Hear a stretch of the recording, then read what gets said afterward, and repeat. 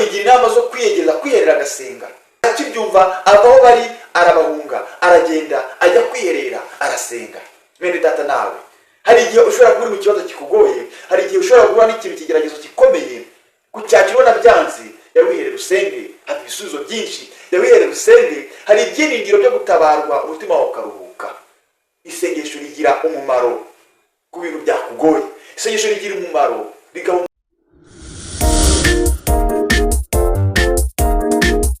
Iki ni igitondo cyiza cy'umugisha, ngira ngo tubane muri uyu mwanya.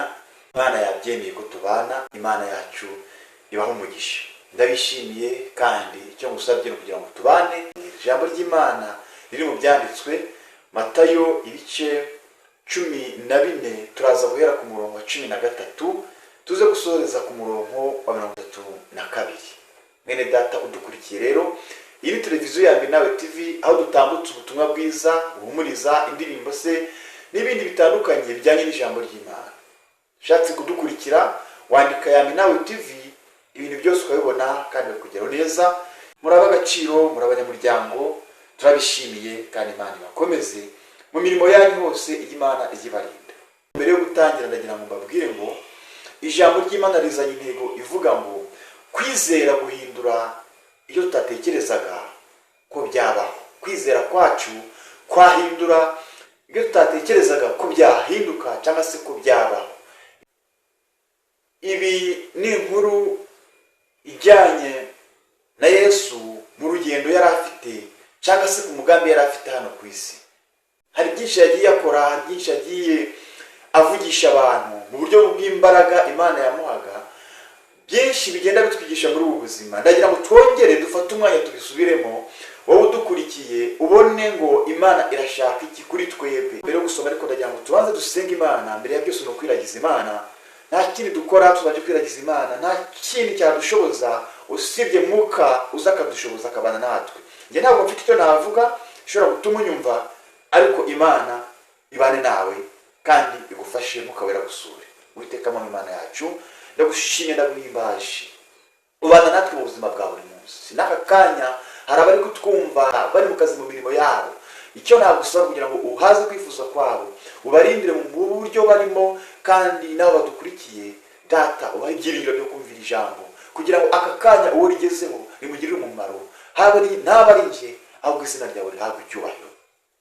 Mwene data rero nawe udukurikiye, icyo ngusabye ndagusengeye kugira ngo wiringire Imana yonyine, kwizera kwawe kukuremere ibyiringiro biri imbere ubona ko bidakunda. Mu izina rya Yesu niho tubisabye, amen. Mwene data rero, Matayo ibice 14 ku murongo waho wa 13, ndagira ngo tubanze kusomaho gatoya. Ngize ngo nsome iyi mirongo yose byaza gutinda, turagenda n'umurongo ku wundi kugira ngo tubashe gusobanukirwa. Icyo usabwa ni ukumurikira burya Imana imurangurisha akanya, kuko cyo ubwanjye nikoresheje nakwishyira hejuru, ahubwo Imana yacu ibasha kudutegeka kandi ibashe kutwiyoborera kandi ibashe kukwegera Mwuka Wera agusobanurire. Nta bisobanuro mfite birenze ko Imana yacu niyo kwizerwa kandi yo kwiringira. Birashoboka ko byose byakunda ubigizemo uruhare nawe. Kwizera kwawe kwaguhindurira n'ibiri imbere ubona ko bitakunda. Byose twifashwa no kwizera. Mwuka Wera tubereye umurengezi.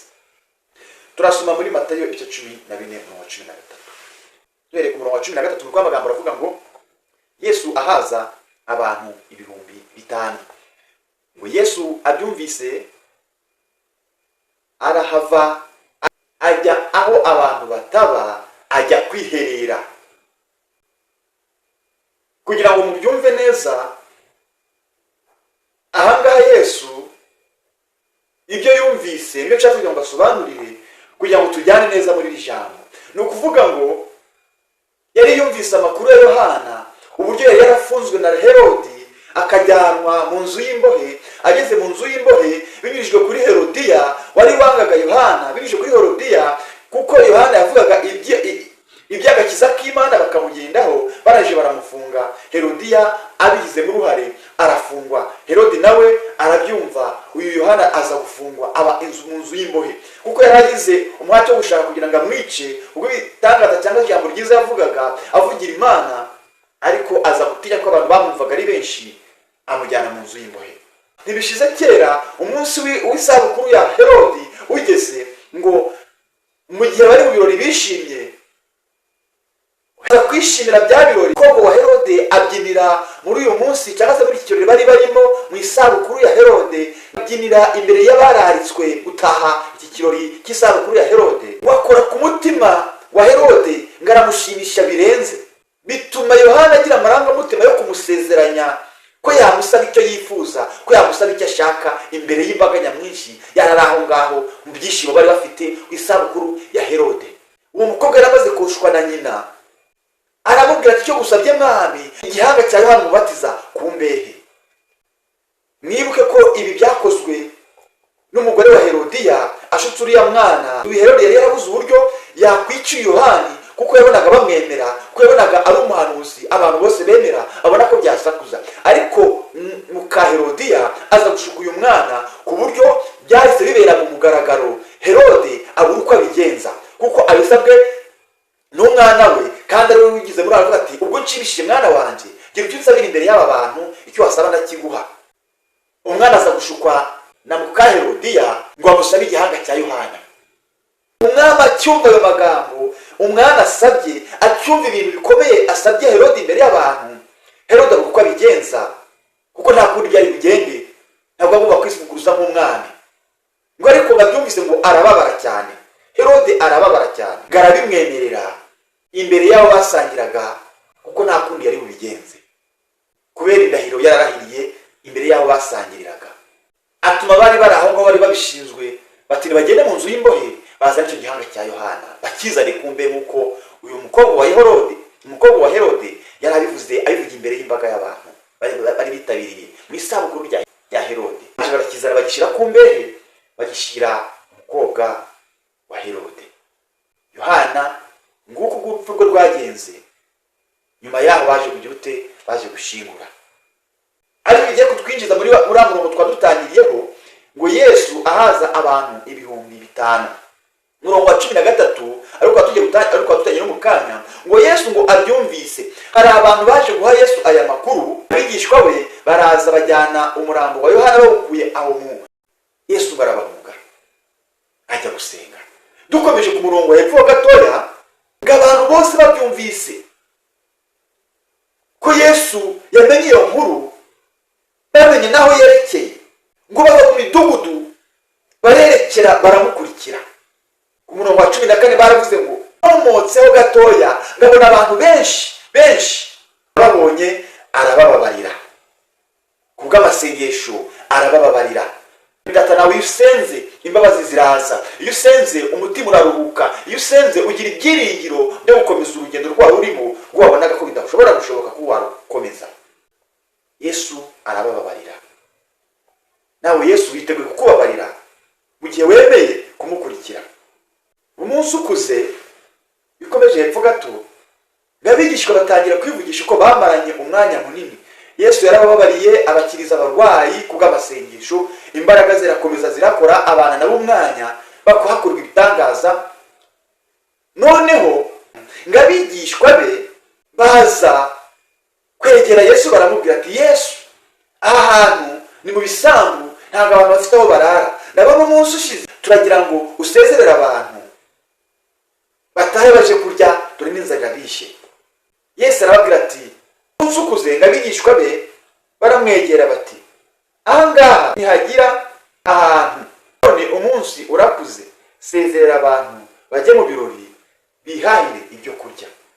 Mwumva ukuntu Yesu yabasubije. Yesu arabasubiza ati nta kibajyana. Iyo ugiye kumva aya magambo uyu mwigisha cyangwa se ababigisha be ba Yesu bamubwiraga, bari basa naho bagiye mu mubiri, ariko Yesu yarebaga aba bantu nk'abantu bamaze kwizera uwo bari kumwe nawe, bamaze kumwakira, bamaze kumva ijambo arimo arababwira. Ariko abigisha bajya mu mubiri bati ko mbona bwije biri bugende bite, kandi abantu badafite icyo kubaha cyo kurya. Ariko Yesu aravuga ati ntabwo bajya, ahubwo mubegere mubagaburire. Yesu akimara kubwira ababigishwa nibwo baje kwerura ko bafite ifi cyangwa se ibyo kurya bikeya bitahaza abo bantu ko bari bangana. Yesu arababwira ati mubinzanire hano. Yesu iyo ukurikiye inkuru yarasenze, akimara gusenga ibitangaza birakoreka, ibyo kurya barabibona, barahaga bararya, ngo bikwira abantu ibihumbi birenga 5. Nene data, ibyo ubona ko bidashoboka imbere y'imbaraga z'Imana byose birashoboka. Aho ubona hatari inzira byose birashoboka. Abo bigishwa bibwiraga ko ahari bagiye kwicirwa inzara nangaha ijoro ribakereyeho bakaba bahicirwa n'inzara, ariko Yesu aravuga ati ntaho bajya. Mwene data, nawe niba uri mu kigeragezo humura, Yesu arakwegereye. Yesu ashobora kuba abana nawe akagutabara. Nawe nakugira ngo uruhuka wagomba kurira imisozi, Yesu arimo arakubwira ati ntihagire aho ujya. Byose birashoboka mu kwizera. Mu gihe bagakiri mu biganiro ubutumwa bukomeje, abantu bizeye biringiye ibitangaza bikoretse, Yesu abwira abigishwa bajye mu bwato bambuke, we ajye gusezerera abantu. Mu gihe bagifata ubwato naho bigiye kwira, bafata ubwato barambuka, Yesu ajya gusezerera abantu. Mu gihe akimara kubasezerera ku musozi, nanone ariherera arasenga. Abandi bari kugenda mu bwato. Noza gusoma neza urasanga uyu mwanya bamaze muri iyi nyanja, cyangwa se umwanya Yesu yasengaga, bamaze umunsi wose cyangwa se ijoro ryose. Yesu arondera mu kwizera ko abantu bahuye n'ikibazo, mbaza agenda hejuru y'inyanja n'amaguru. Ariko ubu bwato bugeze imuhengeri butereraganwa n'umuraba, kuko umuyaga ubaturutse imbere. Nuko mu nkoko aza aho bari agendesha n'amaguru, muhagarika imitima, batakishwa n'ubwoba bati ni umuzimu. Ariko uwo mwanya Yesu avugana nabo ati nimuhumure, ni njyewe, mwitinya. Bongera bajya mu mubiri, kwizera kuba guke. Petero aramusubiza ati mwami, niba ari wowe untegeke nanjye nze gusanga. Petero ava mu bwato agendesha n'amaguru, biranakunda. Mu gihe akigendesha n'amaguru, ngarebe ukuntu ubwato burimo inyanja yahihindurije, abone ukuntu amaze kugenda kubita hirya no hino, abone ukuntu ibishashi by'umuvumba by'umuhengeri umeze nabi, abura kwizera, agira ubwoba, ararohama. Yesu abibonye, umurongo wa 31 aravuga ngo uwo mwanya Yesu arambura ukuboko kwe, aramufata, aramubwira ati yewe ufite ukwizera gukiwe, niki gitumye ushidikanya? Batambuka bajya mu bwato, umuyaga uratuza. Abari mu bwato baramupfukamira, baramubwira bati nukuri uri umwana w'Imana. Yesu akugira mu ibintu bigakoreka, ubuzima bugakomeza, ukambuka ibigeragezo bigahigama. Yesu yageze mu byawe rero, ibintu bigenda neza, imiraba iri imbere yawe irahigama. Imana yacu itware kandi dufashe, igiduha kwihangana mu kigeragezo kubwo gusenga no kwizera. Iyo wizeye ibintu birakoreka. Kwizera kwawe kwaguhindurira n'ibiri imbere ubona ko bidashoboka. Iyo ubanye na Yesu, urugendo rw'aba bantu kuko bari na Yesu, aho imbaraga zabo zananiranaga yarabafashaga. Nawe muri kano kanya rujya utabaza Yesu agufashe mu rugendo rwawe rwose, kuko niwe byiringiro bikomeye. Tubwire ibyacu kugira ngo adufashe muri uru rugendo. Ku bwacu ntitwabwishoboza, ahubwo dushoborwa na Kristo uduha imbaraga. Data mwiza, turagushimiye, turaguhimbaje, tugushimiye ineza yawe, tugushimiye ijambo ryiza riraduhamagarira kwizera no kwiringira ibyo tubona bidashoboka, tukabiha umwami Yesu akabidushoboza. Nawe jya ubana natwe mu buzima bwa buri munsi, aho ducitse intege jya ubana natwe, udufata ukuboko dutandukane nawe. Tubisabye mu izina ryawe.